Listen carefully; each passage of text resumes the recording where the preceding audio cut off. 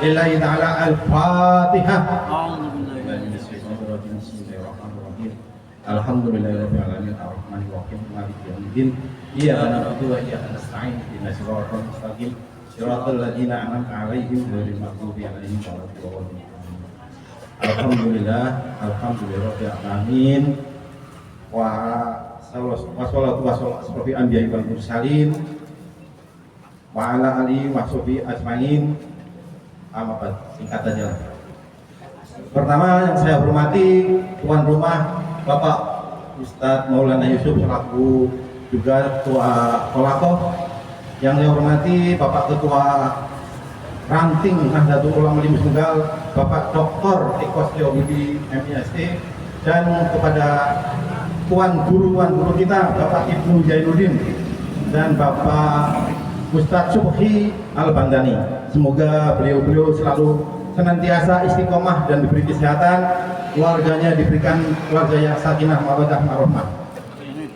Dan juga tak lupa rekan-rekan sejawat kita, ketua anak ranting se-Limus Tunggal yang tidak bisa satu mengurangi waktu ya. Yang saya hormati juga semoga beliau senantiasa istiqomah dalam berjamiah di Nahdlatul Ulama ini. Selanjutnya ini testimoni yang waktunya dibatasi, jadi saya juga nggak tahu lama dan mungkin belum bisa banyak ngomong lama juga. Dan sebagian besar juga mungkin nanti sebelum saya berhikmah di NU, karena hidup saya sudah 50 tahun lebih baru masuk, jadi pengalaman saya banyak di luar Nahdlatul Ulama. Mungkin ada tema sedikit yang akan saya sampaikan di siang hari ini supaya terarah bicara saya, yaitu istiqomah lebih utama daripada 1000 karomah. Oke, sebelumnya memperkenalkan diri, saya mungkin orang bukan terkenal jadi belum pada kenal ibu-ibu. Nama saya Rohmadin, asli Purworejo, Kutarjo tepatnya, Jawa Tengah. Baik, mungkin sejarah pendidikan, saya juga S3, SD, SMP, SMA. Kalau pendidikan agama, saya tidak tamat Iqra. Jadi nol besar ya. Jadi mencari ilmu agama hanya di pinggir jalan, seketemunya dibundelin lah ke orang Jawa. Jadi alhamdulillah saya masih bisa baca Quran dikit-dikit. Makanya waktu kita bergabung di Nahdlatul Ulama, pertama program di musola kami adalah belajar tajwid oleh Ustadz Tuan Guru kita Ibu Zainuddin. Alhamdulillah sedikit banyak agak melek baca Quran dan sedikit hukum-hukumnya. Dulu namanya wakof dan di wasol tuh nggak paham, kok ada baca apa aneh-aneh. Ternyata ada hukumnya memang. Jadi saya setelah 50 tahun baru paham. Jadi maklum kalau ya mungkin masih ketinggal jauh dengan bapak-bapak ibu-ibu yang mungkin sempat mengecam di pesantren. Alhamdulillah itu anugerah buat beliau-beliau ini. Baik, selanjutnya akan saya cerita berhubungan dengan tema saya. Jadi saya berangkat merantau ke Jakarta ini dengan modal tadi bekal tadi di 3 dan 3 tamat Iqra. Saya membentengi diri karena di Jakarta kondisinya ramai lah, rusuh dan macam-macam. Jadi apa yang bekal saya untuk membentengi diri? Saya akhirnya cari informasi atau mungkin baca-baca buku lah. Ketemulah salah satu ayat yang berhubungan dengan ayatul hisni, pelindungan diri lah gitu kan. Salah satunya yaitu akhirnya saya hafalkan, saya amalkan setiap terutama maghrib dan isya. Itu aja saya terus saja sampai ke Jakarta pun ternyata benar luar biasa, karena saya sebelum merantau ke Jakarta sampai SMA itu belum pernah nginjak Jakarta, jadi masih ya buta lah memang. Akhirnya saya bagaimana menyelami kota metropolitan ini, cari kerja di mana ini, kayak apa sih, belum tahu lapangannya. Tentunya kita sampai berapa waktu belum bisa kerja karena saya nih nebeng sama kakak saya, malah jadi ngomong anaknya yang masih bayi, waduh jadi pembantu malah akhirnya gimana ini, pusing tiap malam setiap pagi ngurusin anaknya, mandi dan segalanya lah pokoknya. Akhirnya saya merenung gimana nih, oke lah saya punya bekal tadi ayatul hirsi tadi, jadi setiap bangun subuh saya akan masjid dulu. Kayaknya saya lihat nggak ada anak mudanya jamaah subuh, hanya saya doang nih gitu. Makanya bapak-bapak tua di Haji Taiman Arung Gedong, itu Haji Taiman dulu punya sejarah. gurunya Pitung kalau tidak salah. Kok ada di Haji Taiman, ternyata saya baru oh ini daerah Pitung, daerahnya Haji Taiman yang kalau menuju Depok dia mampir ke situ dulu katanya dulu. Kok saya ke Depok kan rampok tuh, baru dibagi-bagi ke masyarakat. Ceritanya begitu. Jadi ini saya banyak cerita seperti dari Pak Ketua kita, ada beberapa cerita yang memang cukup kita bisa dihikmahkan dari cerita beliau. Oke, selanjutnya saya masih berkutik, alhamdulillah saya setiap subuh itu berdoa, ya Allah berikan pekerjaan yang terbaik untuk saya, baik kelangsungan maupun ya gajian terutama ya. Saya tuh mohon gitu ya, yang terbaik saya nggak bisa ngaranin kerja di mana Jakarta begini gitu. Cuman lamar sono, lamar sini, ada yang dipanggil karena pas dapat kerjaan satu udah kerja saya. Dan lamaran yang lewat surat dipanggil juga suruh wawancara tes. Akhirnya diterima juga. Saya kerja 2 tempat, di Cilodong sama di Pulau Gadung. Di Cilodong saya tuker malam karena lumayan kalau belum gajian kan nanti katanya nggak dibayar kalau belum sebulan. Aduh, udahlah kerja. Yang kalau pagi-pagi saya langsung ke Pulau Gadung di kawasan industri. Nah saya juga milih nih, ada 2 pilihan, gimana deh? Begitu dapat rezeki dua-duanya, saya juga misalnya sholat minta petunjuk itu istikharah ya kalau tidak salah ya. Kalau malam kadang saya ya nggak selalu, tapi kalau itu lega tenggang waktunya sholat minta petunjuk yang terbaik. Nah kebetulan di Pulau Gadung itu kan saya di bagian lab sesuai dengan jurusan saya. Dulu saya A1 fisika, masuk di laboratorium yang mainannya alat-alat reaksi lah, kadar air, gula reduksi dan lain-lain, itu dulu pengalaman dulu. Baik, cerita singkatnya ya berarti itu mungkin saya Allah menunjukkan saya di pekerjaan yang terbaik dan saya tetap amalkan terus sholat ayatul hirsi itu. Oh saya tiap pertama subuh dan maghrib. Jadi kalau sholat yang lain kita ketinggal kayak cuek, tapi kalau subuh sama maghrib saya kayak kehilangan sekali karena saya nggak bisa ngambilin ayat tadi. Terus lanjut terus akhirnya sampai ke kita punya cerita ini. Teman-teman kan udah ada yang senior, udah menikah, udah keluarga. Ya kalau lebaran itu kan dulu angkutan masih semrawut. Setelah kereta dan bis kira-kira sampai 5 kali lipat. Terus ada juga yang cerita yang jadi saya pikiran itu.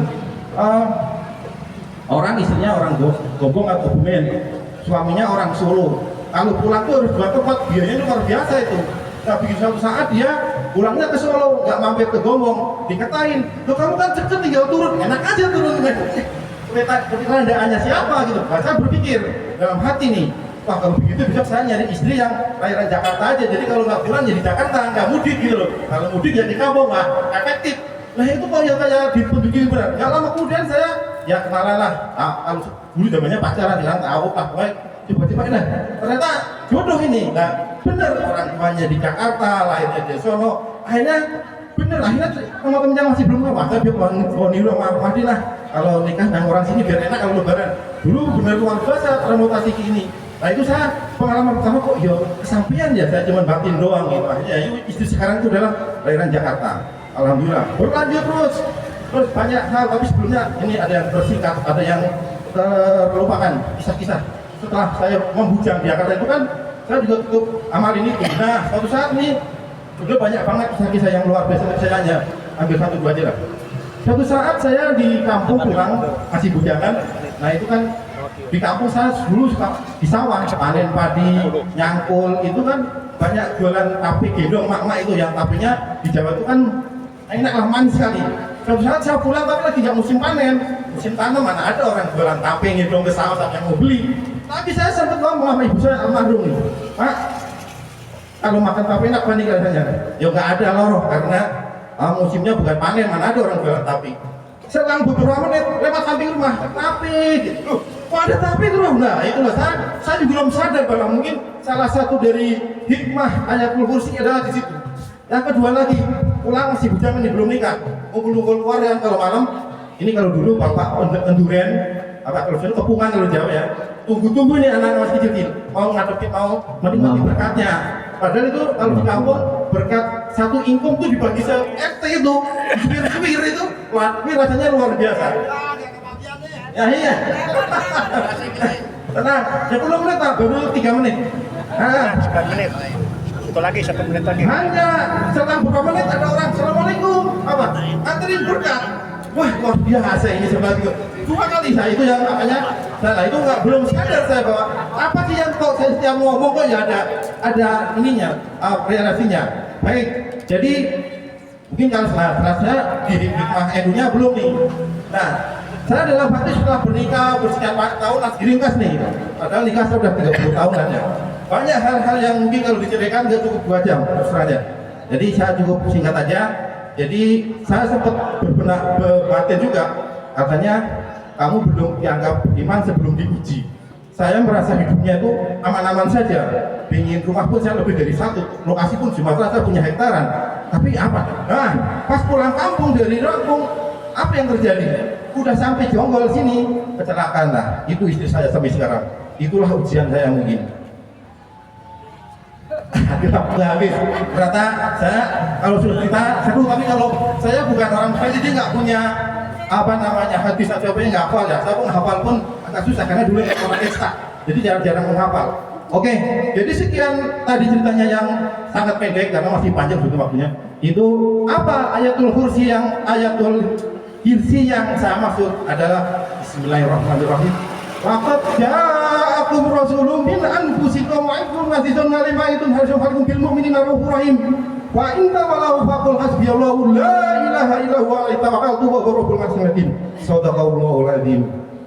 Itulah ayat yang saya dawamkan puluhan tahun setiap maghrib dan subuh, dan sampai saat ini apalagi saya tahu pahamnya itu setelah nanya Pak Ketua waktu habis acara di Nurul Iman, saya ngobrol-ngobrol Pak, saya ngobrol, wah itu bacaan Qoraiqah ya saya dilihat, dan itu wah saya, ya Allah, inilah hikmahnya di ini. Baru ketemu saya ceramah ini, saya nggak ngerti ikut mana, saya nggak pernah berkumpul atau berjamaah di mana, cuma sendiri aja. Tapi alhamdulillah makanya bilang, nah cobaan yang paling puncak bukan hanya istri saya yang sakit, pernah saya ngurusin 2 ya. Ibu saya dan istri saya dalam kondisi yang terkulai dan anak-anak saya lah pergi semua. Karena yang satu di Jakarta, yang satu ngontrak, yang satu SMA sekolah masih di. Saya siang malam 24 jam saya ngurusin orang tua dan istri, dan masih saya sempatkan berjam-jam dia. Saya tidak banyak cerita, hanya orang yang datangnya kalau tahu saya ngurusin dua itu. Dan alhamdulillah saya dikasih sehat, alhamdulillah sampai sekarang walafiat. Usia saya sudah hampir 60 dan saya kerja sudah pensiun. Alhamdulillah BPJS belum pernah saya pakai, kecuali anak-anak saya dan istri.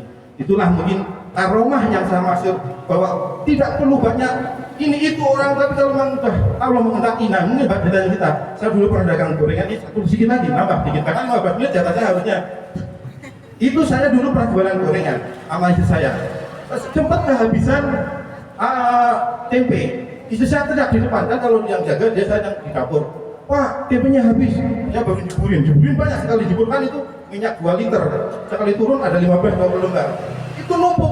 Saya, aduh gimana bisa cepet-cepet, tak sengaja susah karena refleks megang, dicelup dia, itu minyak, alhamdulillah, nggak apa-apa. Ih, itu karena mungkin ada darurat ya, tapi memang ya itu ada, nggak tahu saya, lu kok tangan saya nggak panas, itu saya lari karena buru-buru. Pak, itu ngapain? Jangan tak kabur Pak, pegang-pegang minyak itu. Dan nggak apa-apa lah caranya. Nah itulah. Tapi kalau sekarang mungkin yang melonyoh juga karena keadaan disengaja. Kalau seperti itulah yang disebut mungkin saat mungkin kalau ada salahnya, mohon Bapak Ustadz, Bapak Guru nanti meluruskan. Karena pendapat saya dasarnya juga mungkin lemah saya di pengalaman pribadi. Akhirul Fatihah bukan. Walau taufiq illa billah. Wassalamualaikum warahmatullahi wabarakatuh. Waalaikumsalam.